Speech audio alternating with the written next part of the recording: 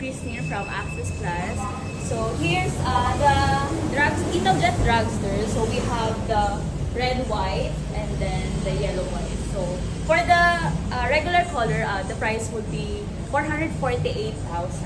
So may tatlong variant po siya na color is black. We have black po, yellow, white, and then the black, and the white and red.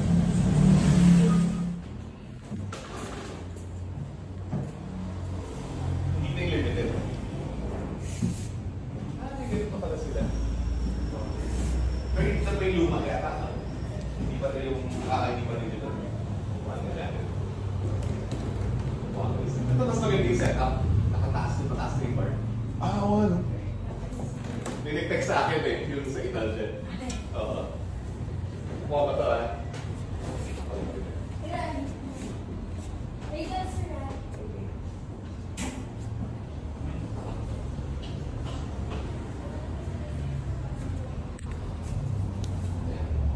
Ito perfect Lennox, oh. Ganda ng position. Ay, oo, ano? Oo. Hindi na siya, ano? Ninig-text sa akin ito. Yung Axie Ryan pala. Yes, sir. Ano ba yung So ito naman po yung limited edition ng Gresini Racing. So may Orleans na, and then Aprapite. Ayun po. And then yung price po is 559,000. And then ito naman po yung standard na Gresini Racing. So naka-Orleans din po ito, and then pero yung stock pa po yung pipe niya. Ang price po is 477,000. Thank you. Hi, good afternoon. So I'm Christine from Access Plus Indian Motorcycle. So we have Bobber. Ayan. So price is 1,150,000.